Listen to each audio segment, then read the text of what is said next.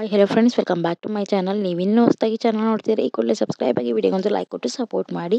ನೀವೇನಾದರೂ ಯಾವುದೇ ಬ್ಯಾಂಕಲ್ಲಿ ಉಳಿತಾಯ ಖಾತೆ ಅಥವಾ ಎಸ್ ಬಿ ಅಕೌಂಟನ್ನು ಹೊಂದಿದ್ದರೆ ಇದೀಗ ಬ್ಯಾಂಕುಗಳು ನೋಟಿಸ್ ಕಳಿಸಲು ಮುಂದಾಗಿದೆ ಸ್ನೇಹಿತರೆ. ಹಾಗೆಯೇ ಈಗ ಎಲ್ಲರೂ ಕೂಡ ಬ್ಯಾಂಕ್ನಲ್ಲಿ ಖಾತೆಯನ್ನು ಹೊಂದಿರುತ್ತಾರೆ, ಆದರೆ ತುಂಬ ಜನರು ಬ್ಯಾಂಕಿಂಗ್ನ ನಿಯಮವನ್ನು ಪಾಲಿಸುವುದಿಲ್ಲ. ಎಸ್ ಬಿ ಅಕೌಂಟ್ ಹೊಂದಿರುವವರು ಏನು ಮಾಡಬೇಕು ಮತ್ತು ಎಂಥವರಿಗೆ RBI ನೋಟಿಸ್ ಕಳಿಸಲು ಆದೇಶ ನೀಡಿದೆ, ಬನ್ನಿ ತಿಳಿದುಕೊಳ್ಳೋಣ. ಎಸ್ ಬಿ ಅಕೌಂಟ್ ಹೊಂದಿರುವ ಗ್ರಾಹಕರು ಇನ್ನೂ ಕೂಡ ತಮ್ಮ ಖಾತೆಗಳಿಗೆ KYC ಅಪ್ಡೇಟ್ ಮಾಡಿಲ್ಲ. ಹಾಗೆಯೇ ಯಾರು KYC ಅಪ್ಡೇಟ್ ಮಾಡಿಲ್ಲವೋ ಅಂಥವರಿಗೆ RBI ನೋಟಿಸ್ ಕಳಿಸಲು ಆದೇಶವನ್ನು ನೀಡಿದೆ. ಹಾಗೆಯೇ RBI ಆದೇಶದ ಪ್ರಕಾರ SBI ಬ್ಯಾಂಕ್ ತನ್ನ ಗ್ರಾಹಕರಿಗೆ KYC ಮಾಡಿಸಿಕೊಳ್ಳಲು ನೋಟಿಸನ್ನು ಕಳಿಸಿದೆ.